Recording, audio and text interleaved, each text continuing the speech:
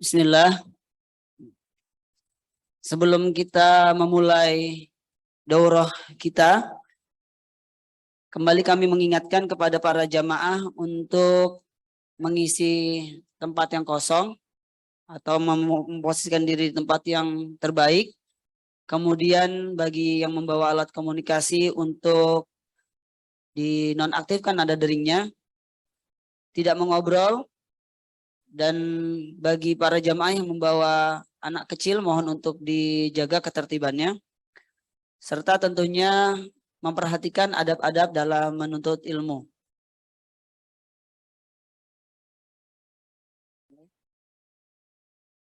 Bismillahirrahmanirrahim.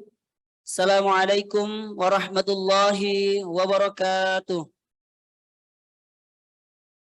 Alhamdulillahi rabbil alamin. Alhamdulillahilladzi bini'matihi tatimmus salihat. Asyhadu an la ilaha illallah wahdahu la syarikalah. Wa asyhadu anna Muhammadan abduhu wa rasuluhu la nabiyya ba'dah. Allahumma salli ala Muhammad wa ala alihi wa sahbihi ajma'in. Qala Allah Ta'ala fi kitabihil karim, a'udzu billahi minasy syaithanir rajim. Ya ayyuhalladzina amanu idza qumtum ilas salati faghsilu wujuhakum wa aydiyakum ilal marafiq wamsahu bi ru'usikum wa arjulakum ilal ka'bayn. Wa in kuntum junuban fattahharu wa in kuntum marda aw ala safarin aw jaa ahadum minkum minal gha'iti aw lamastumun nisaa falan tajidu ma'an fatayammamu sa'idan tayyiban famsahu biwujuhikum wa aydikum minhu. Ma yuridu Allahu liyaj'ala 'alaikum min harajin walakin yuridu liyutahhirakum wa liyutimma ni'matahu 'alaikum la'allakum tashkurun. Qala Rasulullah sallallahu alaihi wasallam, sallu kama ra'aitumuni usalli. Sadaqallahul azim wa sadaqa Rasulullahil karim. Alhamdulillahirabbil alamin. Puji dan syukur kehadirat Allah Subhanahu wa taala yang patutnya kita selalu senantiasa tujukan kepada Allah atas begitu banyak kenikmatan yang diberikan kepada kita, yang tentunya kita tidak bisa menghitung nikmat-nikmat tersebut, terutama nikmat keimanan, nikmat keislaman, nikmat kesehatan, serta nikmat kesempatan, di mana kita masih diberikan kesempatan oleh Allah Subhanahu wa taala untuk kembali menuntut ilmu, kembali beramal soleh, yang mudah-mudahan dengan hal tersebut menjadi bekal kita berpulang ke hadiratnya kelak. Amin. Salat dan salam marilah kita sanjungkan, kita haturkan kepada suri tauladan kita, junjungan kita Nabi besar Muhammad sallallahu alaihi wasallam, yang telah membawa kita dari zaman jahiliyah menuju zaman Islamiyah. Yang mudah-mudahan salat dan salam pula tercurah kepada para keluarga beliau, para sahabat beliau, serta para umatnya yang istiqamah menjalankan syariatnya, sunnahnya hingga yaumil akhir kelak. Alhamdulillahirabbil alamin. Telah hadir di tengah-tengah kita Ustadz Dr. Musyaffa Ad-Darini LCMA. Ahlan kepada Ustadz, yang insya Allah pada hari ini tanggal 4 Rabiul Awal tahun 1444 Hijriah atau bertepatan dengan 1 Oktober tahun 2022, kita akan segera melaksanakan daurah fikih wudhu dan fikih salat. Tapi sebelum itu, izinkan kami selaku panitia untuk membacakan sedikit rundown serta profil singkat dari pengisi kita, Ustadz Musyaffa. Kajian akan dimulai pada jam 10.30.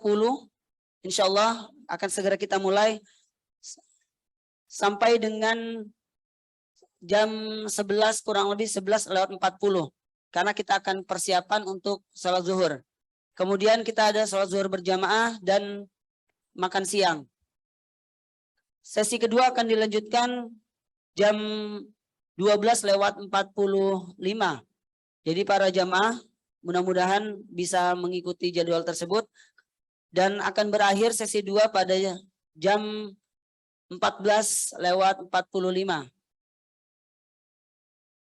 Para jamaah sekalian, sebelum kita memulai, perkenalkan terlebih dahulu, nama beliau adalah Ustadz Dr. Musyaffa Ad-Darini LCMA. Beliau Doktor Usul Fikih dari Universitas Islam Madinah yang alhamdulillah mendapatkan orang pertama dari Indonesia dan Asia Tenggara dengan predikat summa cum laude. Disertasi beliau berjudul Metode Ulama Syafi'iyah dalam mentartib dalil dan cara mereka dalam mentarjih dalil yang bertentangan serta studi dan teori terapannya. Beliau lahir pada tahun 1980 di Desa Daren, Kecamatan Nulumsari, Kabupaten Jepara, Jawa Tengah. Beliau menyelesaikan pendidikan S1, S2, dan S3-nya di Universitas Islam Madinah di Arab Saudi. Dan aktivitas beliau selain berdakwah, beliau juga Ketua Senat STDI Imam Syafi'i Jember, anggota Dewan Fatwa Perhimpunan Al-Irsyad, dan dosen di STDI Imam Syafi'i Jember. Tanpa berpanjang kalam, kita akan segera menyaksikan pemaparan dari Ustadz. Sekali lagi kami memohon kepada jemaah untuk menyiapkan diri, fokus. Kalau yang ngantuk mungkin jangan bersandar. Dan mohon untuk alat komunikasi untuk di silent atau di nonaktifkan. Sebelum mulai, mari kita buka dengan basmalah. Bismillahirrahmanirrahim. Kepada Ustadz Dr. Musyaffa Ad-Darini LCMA, kami persilahkan.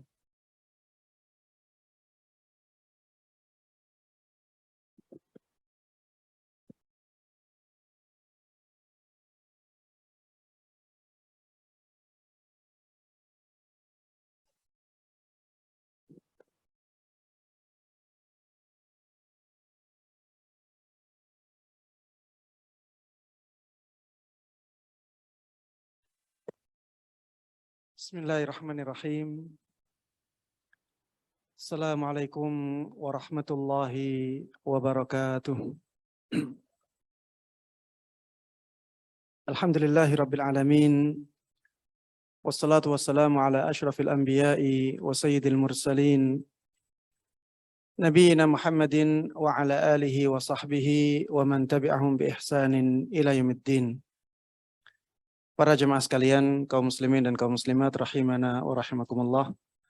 Alhamdulillah, pada kesempatan yang baik ini kita dipertemukan oleh Allah Subhanahu wa taala di tempat yang mulia ini, salah satu dari rumah Allah Subhanahu wa taala, dan untuk tujuan yang mulia juga, yaitu mempelajari ilmu Islam. Mudah-mudahan majelis kita ini benar-benar diberkahi oleh Allah Subhanahu wa taala. Dan mudah-mudahan kita benar-benar ikhlas dalam menjalankan amalan yang mulia ini, sehingga kita mendapatkan pahala yang agung dan ilmu yang bermanfaat. Amin, amin, ya Rabbil Alamin. Tidak lupa salawat dan salam, begitu pula keberkahan dan kenikmatan, semoga selalu terlimpahkan dan tercurahkan kepada junjungan kita, Nabi Agung Muhammad Sallallahu Alaihi Wasallam, begitu pula kepada seluruh keluarga beliau, seluruh istri beliau, sahabat beliau, dan seluruh kaum muslimin dan kaum muslimat yang mengikuti beliau dan para sahabatnya dengan baik hingga hari akhir nanti. Jamaah sekalian rahimana wa rahimakumullah, mohon maaf saya ingin koreksi ada penyebutan tentang ana tadi, ya. Saya bukan orang yang pertama kali mendapatkan doktor dengan summa cum laude, ya. Ada banyak sekali orang sebelum ana. Saya orang yang pertama kali mendapatkan doktoral usul fikih dari Universitas Islam Madinah. Dari Indonesia, dari Asia Tenggara, saya yang pertama kali. Tapi itu doktoral usul fikih yang dari Universitas Islam Madinah. Seringkali banyak orang salah, ya. Ada yang bilang ini doktor usul fikih pertama di Indonesia, di Asia Tenggara. Tidak benar, ya. Sebelum ana sudah ada ustadz-ustadz yang mendapatkan gelar doktor usul fikih, tapi bukan dari Universitas Islam Madinah. Yang dari Universitas Islam Madinah itu memang saya, tapi ini juga bukan keistimewaan. Ya, ini bukan keistimewaan, hanya waktu saja yang membedakan. Ya, dan itu semuanya dari Allah Subhanahu wa taala. Taib jamaah sekalian rahimana rahimakumullah. Waktu kita sangat sempit dan kita harus membahas 2 bab dalam buku fikih yang sebenarnya sangat panjang sekali. Jadi yang akan Ana sampaikan nanti adalah poin-poinnya saja. Adapun dalilnya bisa dibaca dari buku, ya. Walaupun yang di buku pun ada beberapa yang tidak saya sebutkan dalilnya. Karena kalau saya sebutkan dalilnya bisa sampai ratusan halaman, ya. Kalau setiap poin saya sampaikan dalilnya, saya tulis di buku ini bisa menjadi ratusan halaman. Makanya ya mohon maaf karena memang waktunya sangat sempit dan materi yang kita bahas ini sangat panjang. Ya bersabar untuk mendengarkan apa yang ingin Ana sampaikan dengan sangat ringkas ini. Taib jamaah sekalian rahimana wa rahimakumullah. Yang pertama, sesi yang pertama ini mudah-mudahan kita bisa menyelesaikan tentang wudu, ya. Taib, sebelum kita masuk ke sini jamaah sekalian rahimana wa rahimakumullah, kenapa kita harus capek-capek untuk mempelajari wudu dan sholat ini?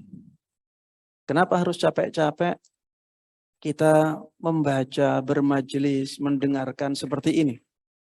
Bukankah kita bisa seperti orang-orang lain, ya, masuk masjid melihat sholatnya orang, kemudian kita tiru dan selesai sholatnya. Masuk masjid, kemudian berjamaah bersama imam dan selesai. Begitu pula dengan berwudu. Kita tinggal ke masjid, lihat orang berwudu, selesai. Kenapa tidak seperti itu? Karena kita menginginkan yang lebih sempurna. Kita menginginkan agar ibadah kita ini benar-benar sesuai dengan tuntunan. Karena ibadah, kalau tidak sesuai dengan tuntunan, tidak akan diterima. Sebagaimana ketika ibadah tersebut tidak karena Allah. Makanya ibadah itu harus memenuhi 2 syarat. Jadi benar-benar dilakukan ikhlas untuk mengharapkan pahala dari Allah dan sesuai dengan tuntunan. Kalau ikhlas saja tidak sesuai dengan tuntunan, ibadah tidak diterima. Begitu pula sebaliknya, kalau sesuai dengan tuntunan saja tidak ikhlas, ibadah juga tidak diterima oleh Allah Subhanahu wa taala. Makanya kita belajar seperti ini. Taib jamaah sekalian rahimana wa rahimakumullah, sifat wudu Nabi. Taib. Secara bahasa, wudu berasal dari kata-kata al-wada'ah yang artinya adalah kebersihan, keindahan, kebaikan. Yang ini sangat berkaitan dengan manfaat berwudu. Ya, orang yang banyak berwudunya, wajahnya akan bercahaya. Ya, wajahnya akan menjadi indah. Karena pengaruh wudu ini, bahkan sampai di akhirat nanti. Orang-orang yang berwudu, bekas-bekas wudunya akan bercahaya, akan indah, akan bersinar. Ya, ini hubungan antara wudu, ya, hubungan antara ibadah wudu dengan makna bahasa dari wudu tersebut. Adapun secara syariat, ya, ibadah wudu adalah beribadah kepada Allah Subhanahu wa taala dengan menggunakan air. Baik dengan membasuh, baik untuk membasuh ataupun untuk mengusap anggota tubuh tertentu. Ya, beribadah kepada Allah dengan menggunakan air, baik itu untuk membasuh maupun mengusap pada anggota tubuh tertentu. Ya, anggota tubuh tertentu ini yang disebutkan oleh Allah Subhanahu wa taala di dalam Al-Qur'an, yaitu 4 anggota tubuh, ya. Ada wajah, ada tangan, ya. Kemudian kepala ini mencakup telinga, kemudian kaki. ya 4 anggota tubuh yang disebutkan di dalam Al-Quran. Taib, hukum wudu. Wudu hukumnya wajib bagi seorang yang ingin melaksanakan sholat. Bagi orang yang menginginkan sholat, maka wudu diwajibkan kepada dia. Begitu pula ketika seseorang akan melakukan ibadah yang diwajibkan untuk berwudu. Ya. Ibadah yang diwajibkan untuk berwudu. Ya, ada ibadah yang diwajibkan untuk berwudu selain sholat. Ya, seperti apa? Apa? Jumhur ulama mengatakan tawaf. Kalau seseorang akan bertawaf, maka dia harus berwudu. Ini pendapat jumhur ulama. Begitu pula menyentuh mushaf. Menyentuh mushaf wajib berwudu. Ya. Beda dengan membacanya. Kalau menyentuhnya wajib berwudu, sedangkan membacanya tidak demikian. Intinya ya wudu diwajibkan ketika seseorang akan melakukan sholat dan ibadah-ibadah yang lainnya yang disyaratkan bersih dari atau suci dari hadas kecil. Taib. Wudu merupakan salah satu syarat sah sholat. Sehingga sholat tidak akan sah tanpa wudu ini. Ya. Dalilnya sangat jelas. La yaqbalullahu salata ahadikum idza ahdatha hatta yatawadda. Allah tidak akan menerima salat salah seorang dari kalian jika dia berhadas hingga dia berwudu. Disunahkan berwudu setiap akan melakukan salat fardu walaupun tidak batal. Ya. Disunahkan wudu setiap akan melakukan salat fardu walaupun tidak berhadas. Misalnya seseorang selesai salat maghrib. Kemudian dia membaca Al-Quran. Atau ngobrol. Kemudian datang waktu Isya. Belum batal. Disunahkan untuk berwudu untuk sholat Isya-nya. Ya, dalilnya di Sahih Bukhari, kana nabiyyu yatawaddau 'inda kulli shalah. Ya. Kana nabiyyu sallallahu alaihi wasallam yatawaddau 'inda kulli shalah. Dahulu Rasulullah sallallahu alaihi wasallam itu berwudu di setiap salat, ya. Di setiap salat maksudnya setiap salat fardu. Taib. Keutamaan berwudu. Wudu ini ibadah yang sangat mulia jemaah sekalian rahimana wa rahimakumullah dan punya keutamaan yang banyak. Di antara keutamaannya adalah wudu bisa menghapuskan dosa-dosa. Wudu bisa menghapuskan dosa-dosa, ya. Yang dimaksud dengan dosa-dosa di sini adalah dosa-dosa kecil jemaah, ya. Dosa-dosa kecil, bukan dosa-dosa besar. Sebagaimana disebutkan oleh para ulama, ya. Dan dosa-dosa kecil kita pun sudah banyak. Makanya jangan malas-malasan untuk berwudu. Agar dosa-dosa kecil kita terus dihapuskan oleh Allah Subhanahu wa ta'ala. Ini hadisnya panjang, silahkan dibaca sendiri. Ya, ada terjemahannya juga. Kemudian termasuk di antara keutamaan menjaga wudu, ya. Menjaga wudu itu bagaimana? Berwudu terus. Setiap batal wudu lagi, batal wudu lagi, batal wudu lagi. Ini namanya menjaga wudu. Orang yang bisa sampai seperti ini, dia mendapatkan predikat seorang mukmin sejati. Seorang mukmin yang tinggi keimanannya. Karena Rasulullah Shallallahu Alaihi Wasallam pernah bersabda, "Walayyu hafidha ala al-wudu'i illa mu'min." Walayyu hafidha ala al-wudu'i illa al-mu'min. Tidak akan menjaga wudu kecuali seorang mukmin.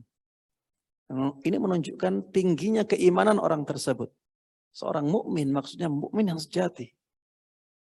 Ya. Dan memang sangat jarang orang yang terus menjaga wudunya.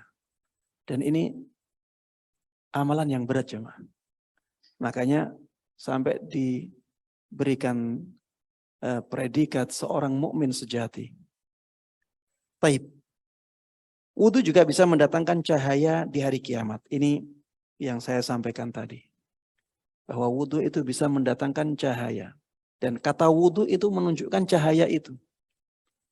Menunjukkan sinar, keindahan, ya, terangnya wajah seseorang. Ya, orang mukmin itu kalau melihat orang selain mukmin kelihatan wajahnya buram.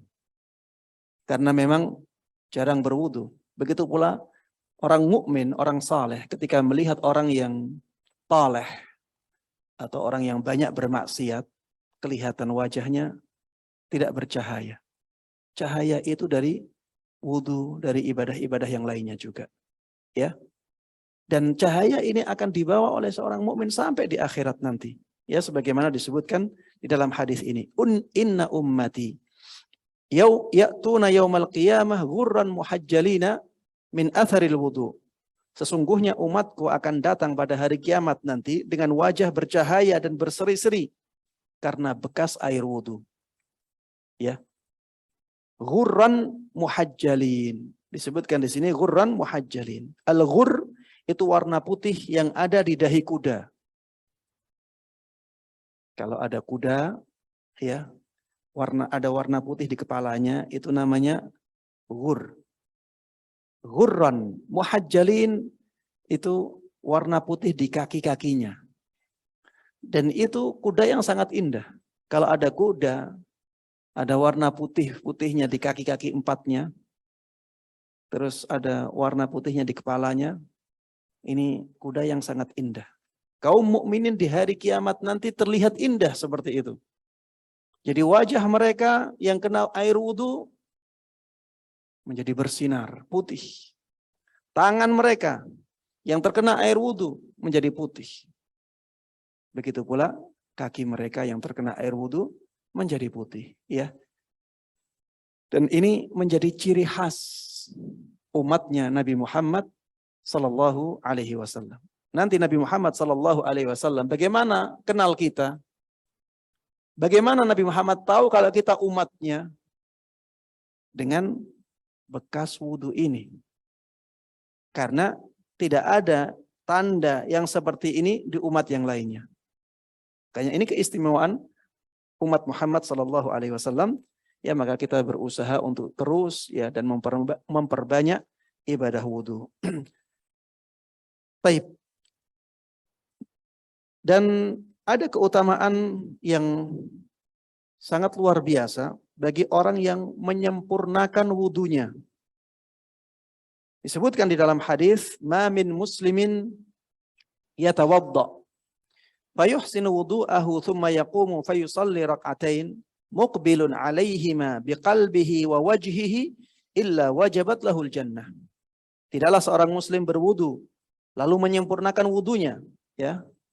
Garis bawahi, menyempurnakan wudunya. Dia berwudu dengan sempurna. Kemudian dia bangkit dan melaksanakan sholat 2 rakaat dengan menghadirkan hati dan wajahnya. Tidaklah seseorang melakukan hal ini melainkan ia berhak mendapatkan surga. Bahkan di dalam hadis yang lain di sini lebih hebat lagi ya pahalanya. Ma minkum min ahadin yatawadda fayubligh aw fayusbighul wudu thumma yaqul asyhadu an la ilaha illallah wa anna Muhammadan abdullahi wa rasuluh illa futihat lahu abwabul jannati tsamaniyah yadkhulu min ayyiha sya. Tidaklah salah seorang dari kalian yang berwudu dan menyempurnakan wudunya kemudian mengucapkan asyhadu an la ilaha illallah wa anna Muhammadan abduhu wa rasuluh kecuali akan dibukakan 8 pintu surga untuknya. Dan dia boleh masuk dari pintu mana saja dia inginkan. Ya, luar biasa ya keutamaan menyempurnakan ibadah wudu. Taib. Yang kelima, syarat wudu. Syarat wudu ya ada banyak ya. Saya ada yang sebutkan secara ringkas di sini. Yang pertama, beragama Islam. Syarat wudu. Syarat itu sesuatu yang harus dilakukan di luar wudu. Sebelum wudu harus ada ini. Ya, syarat itu sesuatu yang wajib dilakukan di luar sesuatu. Misalnya syarat wudu berarti ini harus ada sebelum wudu. Syarat sholat berarti harus ada sebelum sholat. Berbeda dengan rukun. Kalau rukun, kewajiban yang ada di dalam hakikat sesuatu. Rukun wudu berarti kewajiban yang harus dilakukan di dalam wudu itu. Rukun sholat berarti kewajiban yang harus dilakukan di dalam sholat. Ya, tahu ya bedanya antara syarat dan rukun ya. Dua-duanya wajib. Dua-duanya harus dilakukan. Tapi kalau syarat itu di luar hakikat sesuatu. Ya, syarat wudu di luar wudu. Syarat sholat di luar sholat. Ya, maksudnya sebelum sholat harus ada itu. Sebelum wudu harus ada itu. Dan itu harus terjaga terus. Ya. Baik, di sini disebutkan beragama Islam. Kalau orang tidak beragama Islam berwudu, wudunya tidak sah. Sah tidak? Orang kafir. Ya, atau orang non-muslim nyebutnya. Iya, orang di luar Islam. Wudu tidak akan sah. Berakal. Harus berakal sehat. Kalau ada orang, ya, misalnya gila. Dia berwudu. Wudunya sah tidak? Tidak sah. Kemudian sudah berumur tamyiz. Sudah berumur tamyiz. Umur tamyiz itu biasanya umur 7 tahun. Biasanya umur 7 tahun. Umur tamyiz itu apa, Ustadz? Umur di mana anak kecil bisa memahami perintah dan larangan yang diarahkan kepada dia. Umur ketika seorang anak bisa memahami perkataan orang lain dengan baik. Umur ketika seorang anak bisa membedakan mana yang berbahaya untuk dia, mana yang bermanfaat untuk dia. Ini disebut dengan istilah tamyiz. Dari kata-kata pembedaan. Jadi anak ketika umur 7 tahun itu biasanya sudah bisa membedakan. Ini perintah, ini larangan, ini membahayakan, ini bermanfaat. Kalau diperintah untuk membeli sesuatu ke toko ya yang dekat rumah, dia bisa melakukan perintah itu dengan baik. Ini tamyiz. Biasanya umur 7 tahun. Tapi ini tidak harus ya. Ada orang yang sebelum umur 7 tahun sudah sampai usia tamyiz. Yang penting sifat tadi ada. Ada yang sudah umur 7 tahun belum tamyiz. Tapi rata-rata orang ketika umur 7 tahun itu sudah tamyiz. Kalau anak kecil umur 4 tahun, dia wudunya tidak sah. Sholatnya tidak sah. Karena ya belum dianggap orang yang punya niat. Niatnya belum dianggap. Padahal wudu itu harus ada niat. Sholat itu harus ada niat. Taib. Yang berikutnya adalah niat. Niat ini ya menjadi syarat. Kalau tidak niat, wudu kita tidak sah, jemaah. Dan niat itu harus di hati. Niat tidak boleh dengan lisan. Rasulullah SAW tidak pernah mencontohkan kita niat dengan lisan. Dan para ulama semuanya sepakat dengan hati. Ya, kalau seseorang niat dengan hati, niatnya sah. Semua ulama, tidak ada khilaf dalam masalah ini.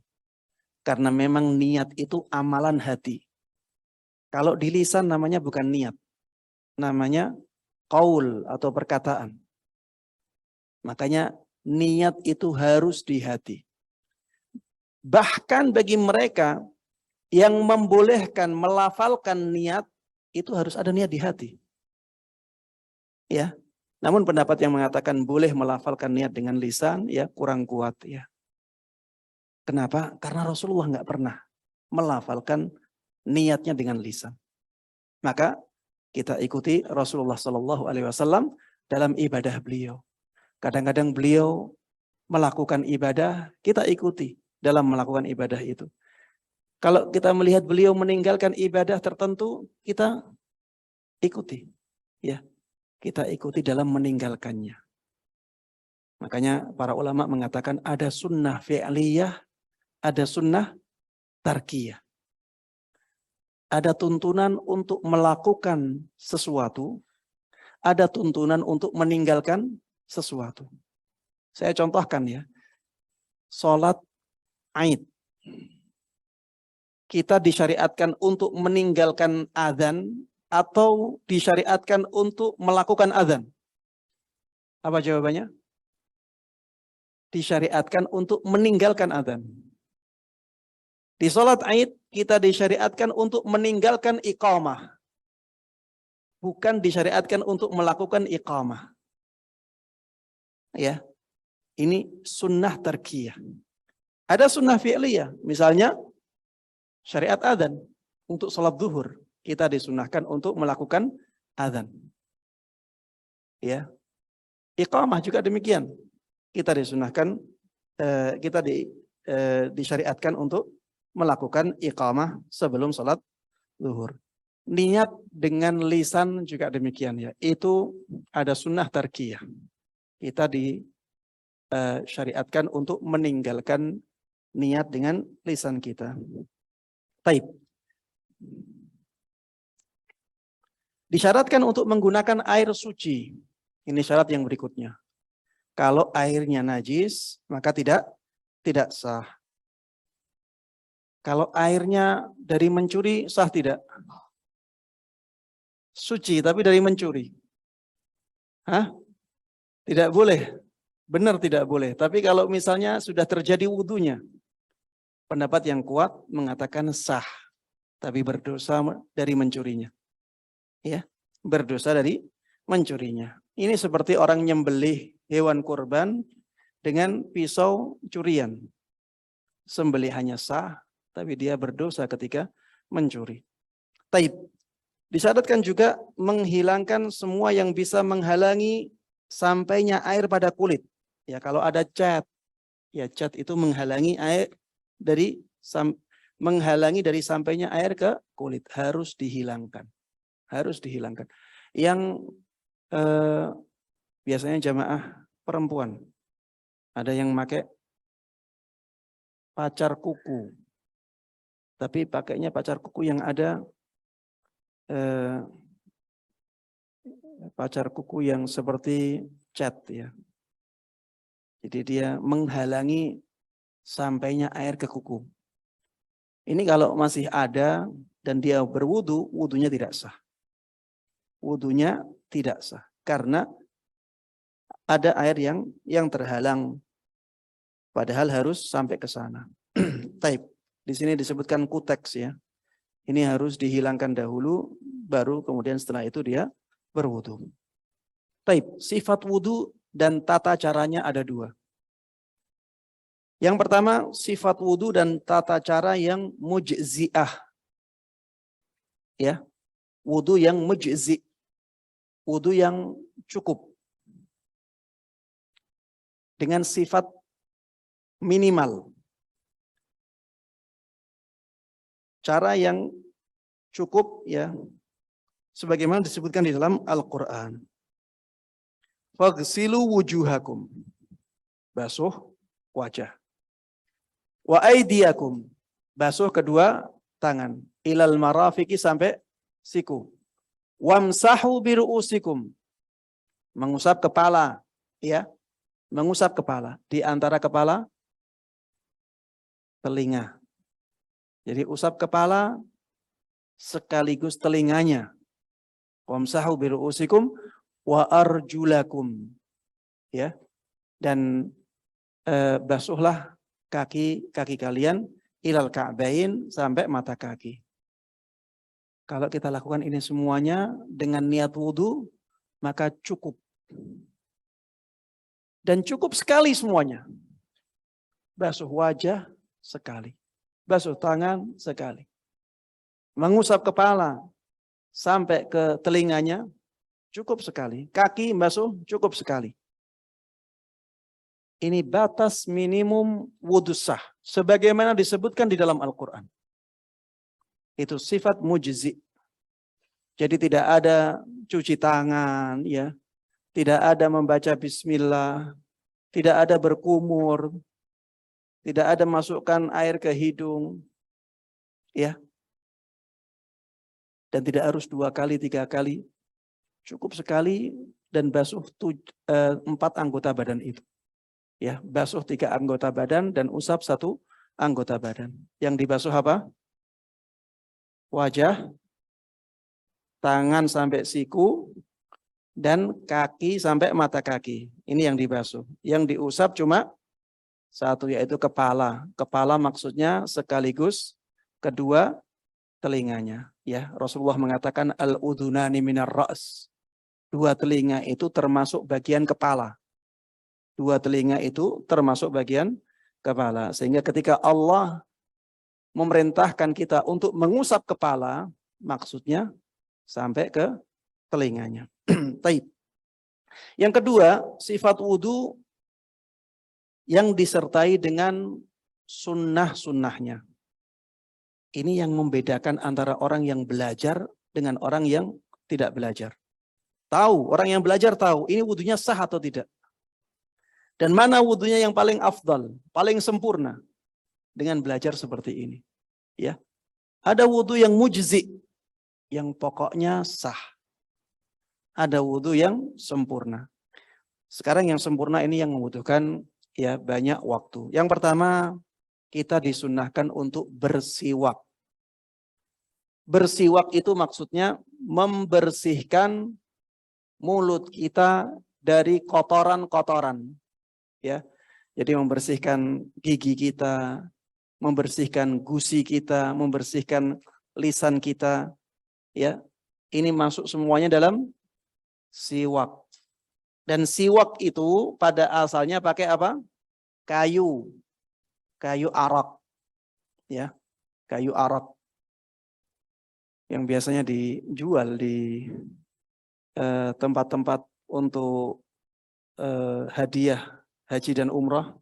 Ada siwak, ada kayunya itu. Banyak dijual di Madinah, di Mekah masih banyak.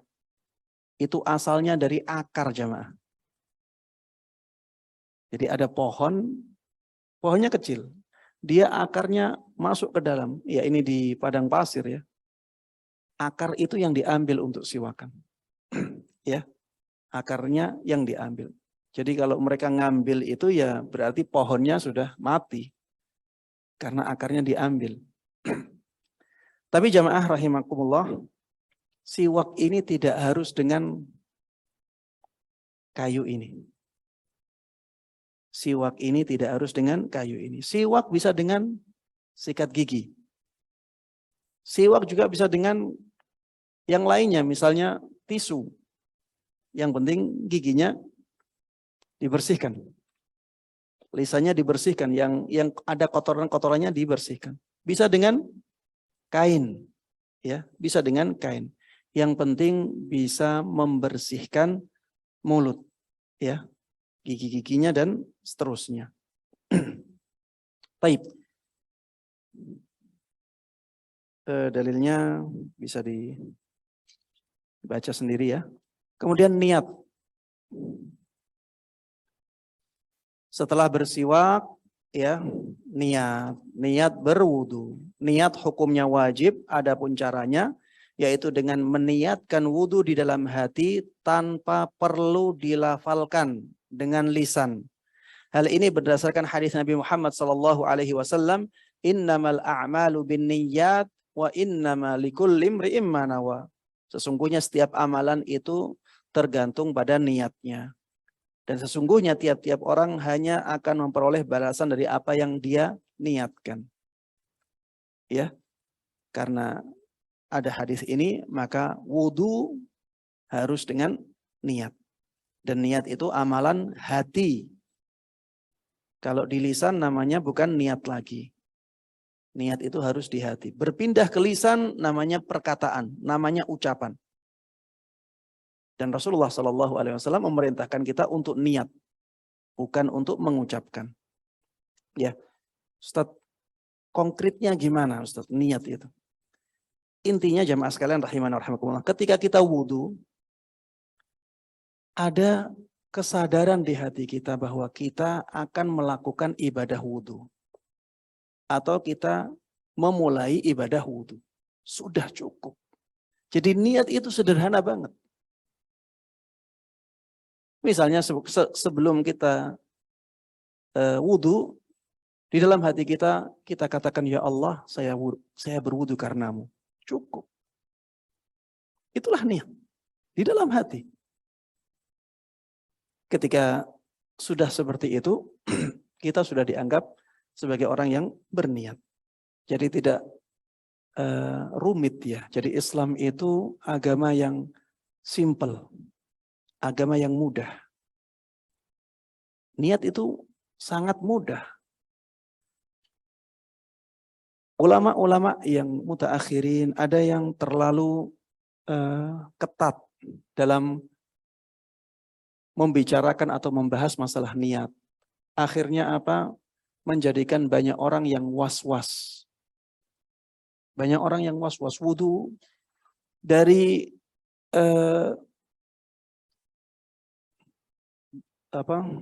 dia biasanya niatnya mulai dari membasuh tangan. Karena aturan niat itu sangat ketat, ya, yang dia ikuti sangat ketat sekali, akhirnya lama sekali basuh tangannya. Kenapa? Karena dia ulang-ulang niatnya. Oh, belum sesuai dengan ketentuan. Ulang lagi niatnya. Jadi lama sekali basuh tangannya, nggak pindah-pindah. Padahal sebenarnya niat itu sangat sederhana sekali. Semua orang awam bisa niat. Hanya dengan menghadirkan kesadaran di dalam hati bahwa dia akan menjalankan ibadah wudhu, sudah selesai. Ya. Yang berikutnya membaca tasmiyah. Ya, setelah menghadirkan niat itu dalam hati, membaca tasmiyah. Tasmiyah itu bismillah. Bismillah saja. Tidak usah sampai ar-Rahmanir-Rahim. Bismillah. Rasulullah SAW mengatakan, tawadda'u bismillah. Berwudulah kalian dengan nama Allah. Ya, maksudnya bismillah. Ustaz, memang kenapa kalau bismillahirrahmanirrahim? Kita katakan Rasulullah nggak seperti itu. Memang kita katakan wudunya sah, bismillahnya juga insya Allah dapat pahala. Tapi Rasulullah nggak seperti itu. Rasulullah SAW membacanya bismillah saja. Ya, kalau kita ingin yang lebih afdal, bismillah saja. Baik. Kemudian setelah itu membasuh telapak tangan sebanyak 3 kali dan ini hukumnya sunnah. Ya, basuh tangan 3 kali dulu, ya. Sebagaimana dicontohkan oleh sahabat Utsman dan beliau menjelaskan itu adalah wudunya Rasulullah Sallallahu Alaihi Wasallam.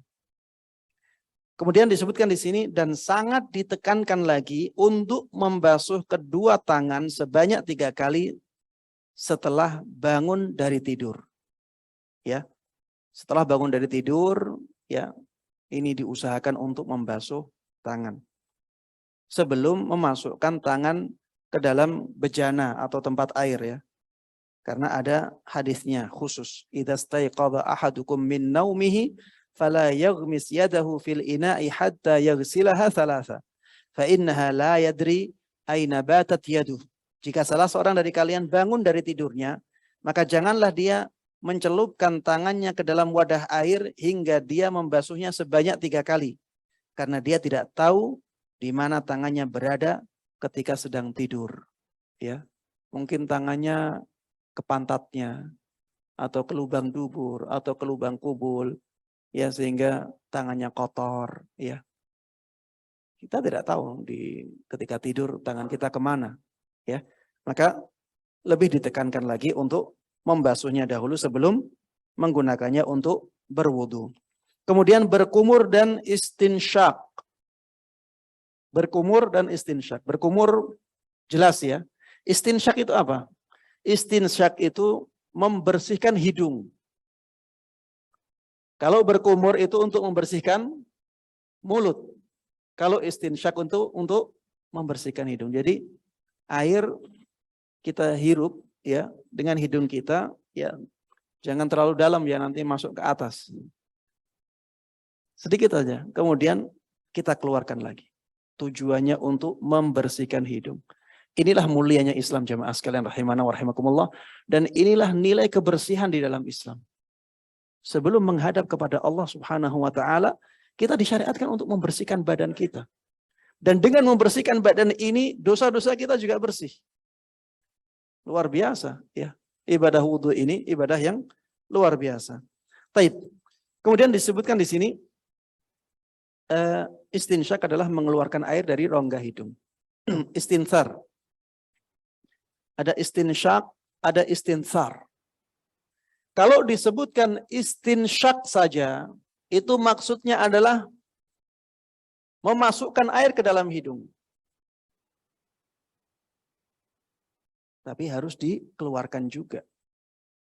Enggak disebutkan istinsarnya karena tanpa disebutkan orang sudah paham. Mosok dimasukkan kemudian ditelan. Enggak. Ya. Kadang-kadang disebutkan istinsyak sama istinsar. Yang dimaksud dengan istinsar itu mengeluarkan air dari hidung yang tadi dihirup itu. Ya. Jadi kadang-kadang istinsar itu disebut, kadang-kadang tidak disebut.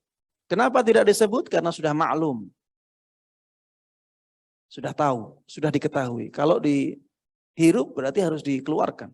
Ya, sebagaimana berkumur-kumur ya. Orang berkumur-kumur ya biasanya dikeluarkan airnya, bukan ditelan. Begitu pula dengan memasukkan air ke hidung. Taib. Berkumur dan istinsyak ini dilakukan bersamaan. Bersamaan dengan satu cidukan air sebanyak 3 kali. Ini yang paling afdal jemaah. Jadi kita ngambil air, kemudian kita gunakan air itu untuk berkumur langsung beristinsyak. Jadi bukan air untuk berkumur, kemudian air untuk istinsyak. Itu boleh. Tapi Rasulullah Shallallahu Alaihi Wasallam dahulu mencontohkannya satu cakupan air untuk berkumur dan istinsyak. Ini yang paling afdal. Bukan berarti kalau misalnya setiap kali dengan cakupan air baru, kemudian wudunya tidak sah atau istinsyaknya tidak sah, tidak ya. Tidak sampai seperti itu. Tapi yang paling afdal, satu cakupan air untuk berkumur dan untuk istinsyak. Kemudian diulangi 3 kali. 1 kali boleh, kita katakan boleh. Tapi yang paling afdal 3 kali. Lebih dari 3 kali tidak boleh. Ya, lebih dari 3 kali tidak boleh karena itu masuk dalam amalan tabdzir. Ya, taib. Disebutkan di sini dari sahabat Abdullah ibn Zaid bahwasanya beliau berkumur dan beristinsyak dari satu cidukan air atau satu cakupan air. Ya, satu cakupan air dan dia melakukannya sebanyak 3 kali. Kemudian dia berkata, beginilah dahulu wudunya Rasulullah Sallallahu Alaihi Wasallam. Taib, berkumur dan beristinsyak dilakukan dengan tangan kanan, bukan dengan tangan kiri. Sedangkan istinsar dilakukan dengan tangan kiri. Ya, tangan kanannya untuk berkumur, kemudian istinsyak, kemudian tangan kirinya ketika mengeluarkan air dari hidung. Ustaz, kalau tanpa seperti itu sudah bisa gimana? Ya nggak apa-apa juga. Tapi kalau mau yang seperti Rasulullah Shallallahu Alaihi Wasallam yang paling afdal dengan tangan kiri. Taib. Ini dalilnya, silakan dibaca. Kemudian di sini disebutkan istinsyak disunnahkan. dan sangat ditekankan untuk dilakukan setelah bangun tidur. Sebagaimana tadi, cuci tangan setelah bangun tidur sangat dianjurkan, ya. Ini juga istinsyak setelah bangun tidur sangat dianjurkan. Ya, silakan dibaca hadisnya. Yang berikutnya disunahkan juga untuk bermubalaghah, yaitu bersungguh-sungguh dalam istinsyak. Bersungguh-sungguh itu ya menekan. Jadi menghirupnya jangan hanya di awal hidung, tapi agak didalamkan. Menghirupnya agak ke dalam. Ini namanya mubalaghah fil istinsyak. Sebutkan di sini, wabaligh fil istinsyak illa an takuna sha'ima. Bersungguh-sungguhlah ketika beristinsyak kecuali jika kamu sedang berpuasa. Kalau tidak berpuasa, kita sangat dianjurkan untuk menghirup air agak dalam, ya, kemudian dikeluarkan lagi. Kecuali kalau puasa. Kalau puasa, kita hirup airnya jangan dalam-dalam. Karena dikhawatirkan ada air yang masuk sampai ke kerongkongan. Taib. Yang keenam, membasuh wajah. Taib. Batasan membasuh wajah adalah tempat tumbuhnya rambut hingga dagu dan janggut dan jenggot secara vertikal. Ya, tempat tumbuhnya rambut, ya. Kalau saya botak, ya. Kalau yang wajar, tempat tumbuhnya rambut. Tempat tumbuhnya rambut yang wajar. Yang bagian atas. Yang bagian bawahnya sampai janggut. Ini janggut, ya. Janggut itu dalam bahasa Arab bertemunya dua rahang. Bertemunya dua rahang. Jadi di sini. Dari atas sampai bawah, ini batasnya. Kemudian dari samping, ya, batas telinga. Dari sini sampai sini. Ini batas menyampingnya. Adapun secara horizontal, batasannya dari telinga yang satu ke telinga yang lainnya. Maksudnya dari telinga ini, dari awal telinga, ya. Bukan telinga dimasukkan, tidak. Tapi awal telinga. Ya. Ini harus kena semuanya, jemaah. Harus kena semuanya. Jadi kalau tangannya nggak cukup, ya, biasanya orang kalau hanya begini saja tidak cukup. Dia harus meluaskan jangkauan tangannya. Agar semua daerah yang tadi disebutkan itu terkena air. Taib. Membasuh muka dilakukan sebanyak 3 kali. Ini disunahkan, ya. Membasuh muka sebanyak 3 kali disunahkan. Sekali cukup. Yang penting merata. Yang penting semua bagian wajahnya terkena air tersebut. Disunahkan pula untuk menyela-nyela bagian dalam jenggot yang tebal. Ya, bagi yang punya jenggot yang tebal, ini disunahkan. Di sela-sela. Di sela-sela itu diginikan, ya. Tapi kalau tidak di sela-sela nggak apa-apa. Jadi air kemudian dibasuhkan di wajahnya. Jenggotnya dikasih, ya, diusap bagian luarnya saja, tidak ada masalah. Tapi kalau di sela-sela lebih afdal. Ya, sebagaimana disebutkan dalam hadis ini. Kemudian disunahkan pula untuk adapun caranya yaitu dengan memasukkan air dari bawah tulang rahang. Kemudian jenggot di sela-sela dengan air tersebut. Ya. Caranya dengan memasukkan air di bawah tulang rahang. Ya, bisa seperti ini. Bisa seperti ini. Taib. Ini bagi yang punya jenggot yang lebat. Ya, adapun yang jenggotnya seperti saya seperti ini, ya, nggak usah seperti itu, airnya sudah sampai ke kulit, ya, jadi tidak perlu. Kemudian membasuh tangan sampai siku, dan ini hukumnya wajib. Basuh tangan sampai siku, ya, sampai siku.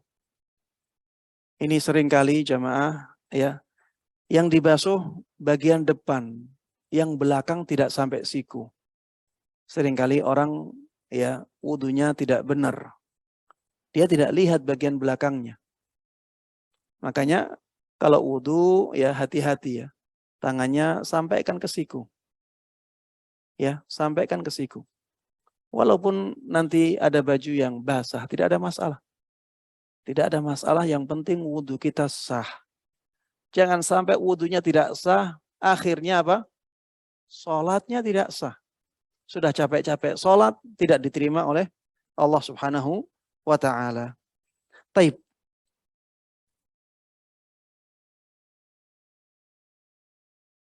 Tangan dan siku dicuci sebanyak 3 kali. Tangan dan siku dicuci sebanyak 3 kali. Ini sunnah. 1 kali cukup. Ya, yang penting merata. Kalau 1 kali belum merata, harus ditambahi. Ya, harus ditambahi. Yang penting merata. Kalau sudah merata dengan sekali, cukup. Dengan memulai dari bagian yang kanan. Jadi yang kanan dulu. Ini juga sunnah jamaah. Boleh kiri dulu, tidak ada masalah. Tapi kalau kepengen dapat yang lebih afdal, yang kanan dulu dibasuh. Baru yang kiri. Baik, silakan dibaca dalilnya. Disunahkan untuk menyela-nyela antara jari jemari. Jadi jari jemarinya di sela-sela. Ya, biar air sampai ya. Biar air benar-benar sampai ke sela-sela jari itu.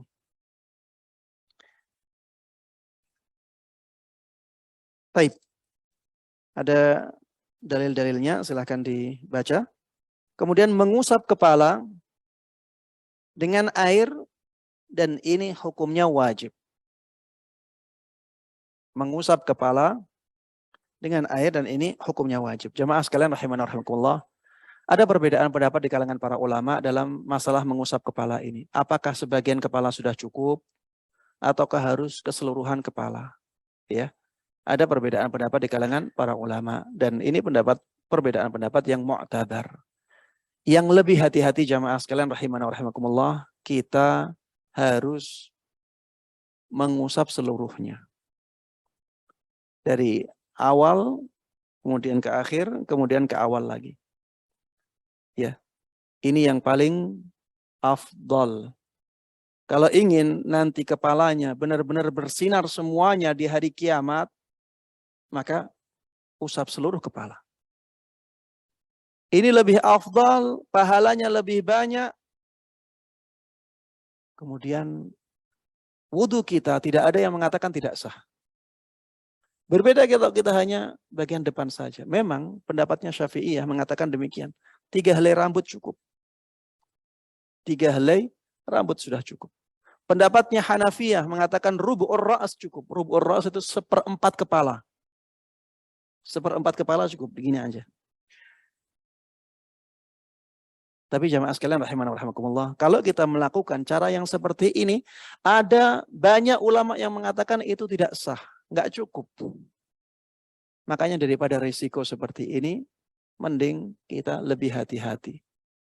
Ambil air, kemudian setelah itu usap dari kepala depan, kemudian kita bawa ke belakang, kemudian kita bawa ke depan lagi. Dan ininya tidak usah terlalu basah-basah. Ini namanya mengusap, bukan membasuh jemaah. Ya, ini mengusap, bukan membasuh. Ambil air, kemudian kita usapkan dan kita arahkan ke belakang, kemudian ke depan lagi. Sudah cukup. Kemudian jemaah sekalian rahimana wa rahimakumullah. Ya, ini disebutkan di sini. Adapun caranya yaitu dengan mengusap semua bagian kepala dengan menggunakan kedua tangan hanya sekali saja. Dimulai dari bagian depan kepala. Kemudian kedua tangan digerakkan hingga ke tengkuk. Lalu mengembalikan kedua tangan ke bagian depan kepala lagi. Hal ini berdasarkan hadis Abdullah ibn Zaid. Ya, ada hadisnya. Ya, dijelaskan di situ bagaimana dahulu Rasulullah SAW mengusap kepalanya. Taib yang ke-9, mengusap kedua telinga dilakukan bersama mengusap kepala. Allah Subhanahu wa taala mengatakan wamsahu biru'usikum. Usaplah kepala-kepala kalian. Usaplah kepala-kepala kalian. Dan di situ masuk apa? Telinga. Sehingga ketika mengusap kepala dan telinga, kita sekali saja ambil air, kemudian kita agak hilangkan airnya, kemudian kita usap kepala seperti ini. Setelah itu kita langsung gunakan untuk mengusap telinga, ya. Kita usapkan telinga, ya, diantaranya dengan cara seperti ini, ya. Jadi kita masukkan jari telunjuk kita, kemudian kita geser, dan ini dengan cara seperti itu semua, ya, bagian telinga kita akan terusap, ya. Kita masukkan, kemudian kita gunakan untuk mengusap bagian yang dalam ini. Kemudian setelah itu kita pakai ibu jari kita juga. Jadi yang luar kena, yang dalam kena semuanya. Jelas ya? Taib.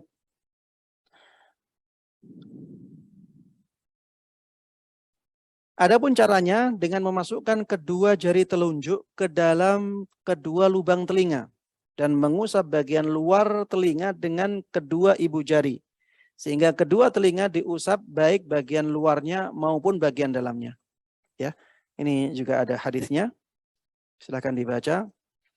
Jika menggunakan sorban, bagaimana jika menggunakan sorban? Maka boleh mengusap bagian depan kepala saja dan mengusap bagian atas imamah. Ini boleh seperti ini, ya. Jadi mengusap bagian kepala, kemudian mengusap bagian imamahnya. Imamah itu sorban, ya. Ini pernah dilakukan oleh Rasulullah Sallallahu Alaihi Wasallam. Hadisnya di Sahih Muslim. Boleh juga hanya sekedar mengusap imamah saja. Mengusap sorbannya saja. Jadi sorbannya yang diusap. Sorban yang ada di kepala itu yang diusap. Tapi jamaah sekalian rahimani wa rahimakumullah, untuk hati-hatinya usap kepala. Untuk hati-hati. Ada sebagian ulama yang mengatakan tidak sah. Tapi kalau misalnya waktunya mepet dan sorban itu kadang-kadang natanya susah. Ya, kalau peci nggak boleh ini. Karena peci gampang untuk dicopot, ya. Sorban kenapa ada keringanan ini? Karena sorban itu susah. Harus ditata dengan baik, ya. Kalau setiap wudhu harus seperti itu, harus dilepas, ditata lagi. Nanti akhirnya sangat memberatkan. Makanya ada keringanan ini. Tapi kalau bisa dilepas, itu lebih baik untuk keluar dari perbedaan pendapat para ulama. Taib, membasuh kedua kaki hingga mata kaki. Membasuh kedua kaki hingga mata kakinya. Ini hukumnya wajib. Ya, batasnya mata kaki. Jadi mata kaki harus terkena sempurna. Kalau hanya sebagiannya juga tidak cukup. Harus sampai mengenai seluruh mata kaki sampai atas, ya. Taib.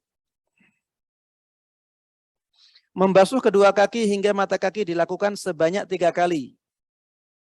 Ini sunnah. Yang dimulai dari kaki kanan, ya, memulai dari kaki kanan juga sunnah.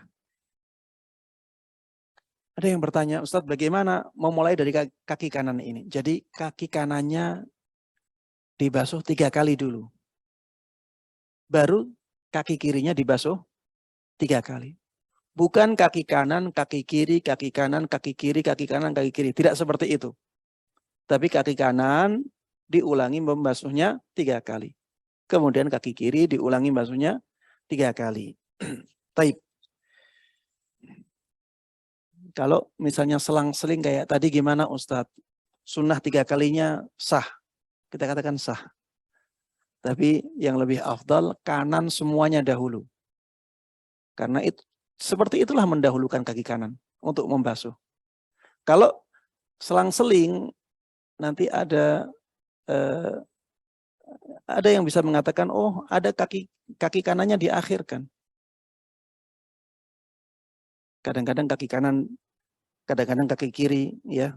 Jadi kurang sempurna. Mendahulukan kaki kanannya, kalau selang-seling menjadi kurang sempurna. Beda kalau kaki kanan didahulukan semuanya 3 kali, kemudian baru kaki kiri.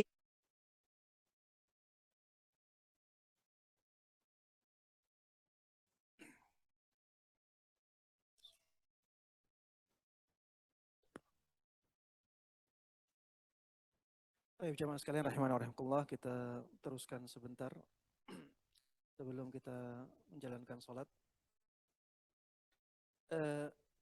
Tadi kita sudah sampai pada pembahasan membasuh kaki, ya. Dalam pembahasan membasuh kaki ini kita harus benar-benar memperhatikan bagian tumit, ya. Bagian tumit harus benar-benar terkena air. Karena Rasulullah Shallallahu Alaihi Wasallam pernah menyabdakan, wailul lil a'qabi minan nar. Celakalah tumit yang tidak terbasuh air wudhu. Itu diancam dengan api neraka, ya. Makanya kita harus hati-hati, ya. Ketika kita membasuh kaki, kita benar-benar pastikan tumit kita terkena air. Juga harus memperhatikan bagian depan kaki, ya. Bagian depan kaki harus kita lihat. Karena ya pernah terjadi di zaman Nabi Muhammad SAW, ada seorang sholat, ada orang wudhu, kemudian ternyata Rasulullah SAW melihat ada kakinya yang tidak terkena air, bagian dari kakinya yang tidak terkena air, dan Rasulullah memerintahkan orang ini untuk mengulangi wudhunya. Baik, disebutkan di sini boleh mengusap khuf jika digunakan setelah bersuci. Khuf, apa itu khuf? Khuf itu seperti kaos kaki, tapi terbuat dari kulit. Itulah yang dinamakan khuf. Jadi bentuknya seperti kaos kaki, terbuat dari kulit. Bisa juga khuf dibuat dari sesuatu yang mirip kulit, ya, seperti di zaman kita ada imitasi. Ya, kita melihat ada khuf sekarang yang dibuat dari sesuatu yang menyerupai kulit itu. Itu kalau kita gunakan dalam keadaan suci, kita berwudu, kemudian kita pakai khuf, kemudian kita batal, kita wudu lagi, maka ketika sampai di kaki, kita boleh dengan mengusapnya. Mengusapnya bagian depannya saja. Seperti ini, ya. Cukup dengan mengusap bagian depannya. Baik.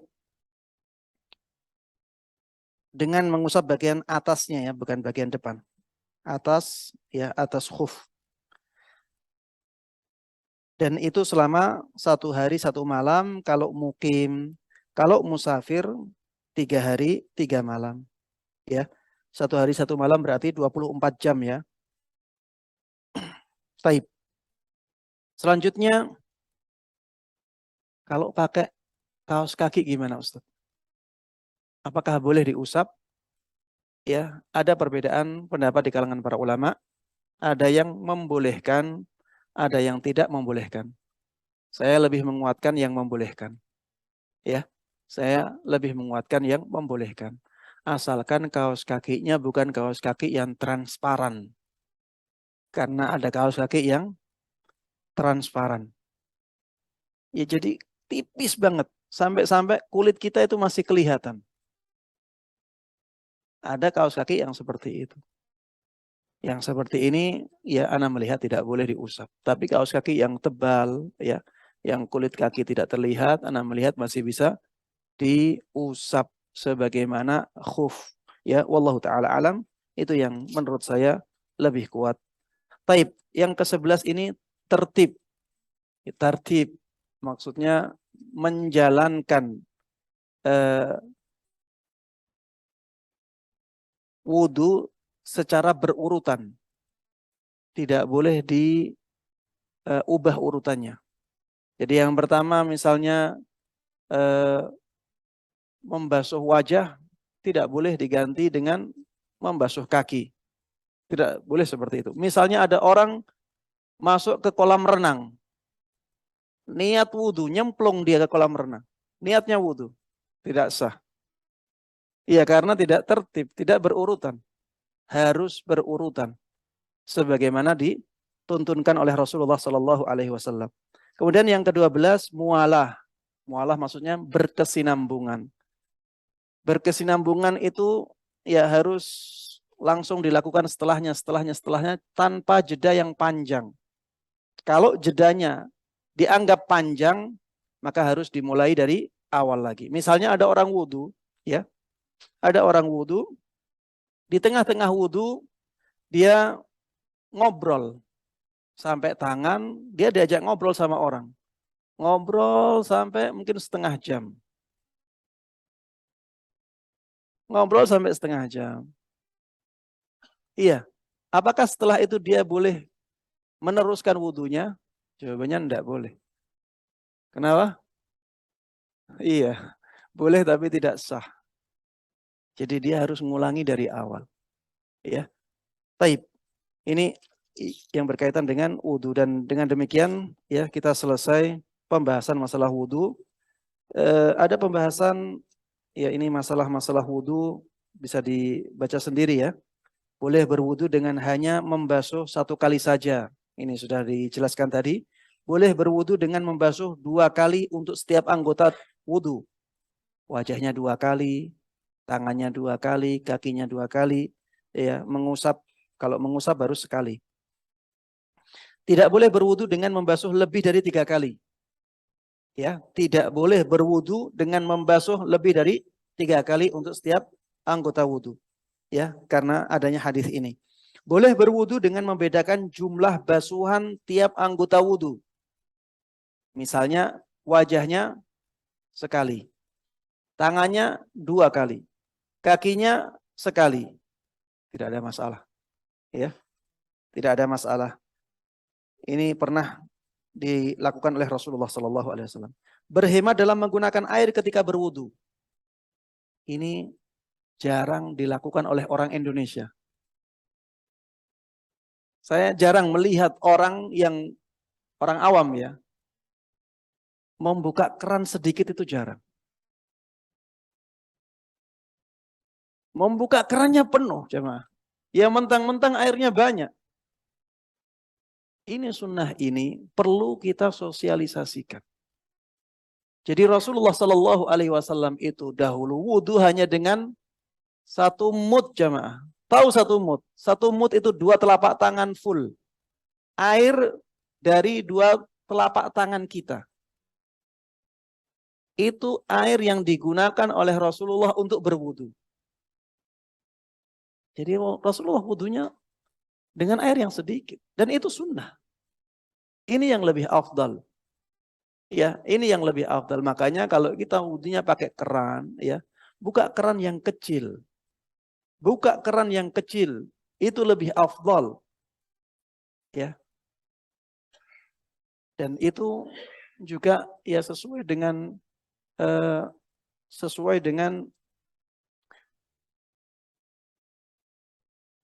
maslahat ya, maslahat orang banyak ya, maslahat masjid ya. Dengan tidak boros seperti itu, akhirnya air yang sedikit bisa mencukupi untuk banyak orang. Ya alhamdulillah Rasulullah SAW diutus di negara atau di daerah yang sedikit airnya. Coba bayangkan kalau Rasulullah SAW diutus di negara yang banyak airnya. Alhamdulillah di sana airnya sedikit, sehingga Rasulullah SAW mencontohkan kepada kita wudu dengan air yang sedikit. Ini ada hadisnya. Kana Nabi SAW yatawaddau bil muddi. Dahulu Rasulullah SAW berwudu dengan 1 mud, ya, dan mandi dengan 1 sa' hingga 5 mud. 1 sa' itu 4 mud. Jadi mandi untuk semua badan beliau itu dengan 4 mud. Atau kalau lebih banyak 5 mud. Ini bisa dibayangkan betapa sederhananya wudu dan mandinya Rasulullah Sallallahu Alaihi Wasallam.